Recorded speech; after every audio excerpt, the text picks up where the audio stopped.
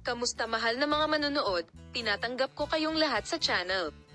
Kasama mo ako sa isang magandang video.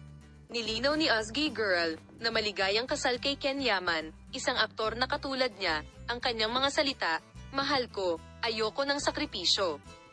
Si Ozgie Girl, na nagbigay ng panayam sa Alem Magazine, naramdaman mo ba ang isang makabuluhang pagbabago sa iyong sarili pagkatapos maging isang artista? Sinagot nito ang tandang pananong tungkol sa nangyari sa iyo sa iyong propesyon. Umayos ang kaguluhan sa loob ko.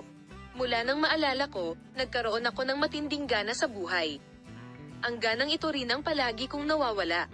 Nagdudulot din ito ng pakiramdam. Gusto kong gawin ang lahat ng sabay-sabay. Isang malaking kaguluhan.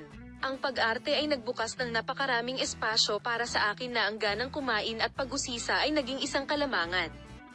Ginawa ko ito at lahat ng gusto kong gawin ay nagsimula din sa aking layunin. Ganito ang ayos ng puso sa loob ko. Maaari bang magkaroon ng mas malaking presyon?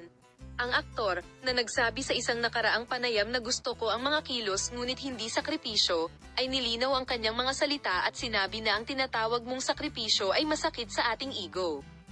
Inilalagay nito ang responsibilidad para sa ating desisyon sa kabilang partido. Maaari bang magkaroon ng mas malaking presyon? Ito ang punto ng pagkabigla sa pag-ibig. Bakit gusto ko ang aking mga kaibigan, ang aking kasintahan, ang aking pamilya ay magsakripisyo para sa akin. Gusto natin paramihin yung taong mahal natin, hindi bawasan, he said. Salamat sa lahat sa panonood ng aking video. Makita ka sa mga bagong video.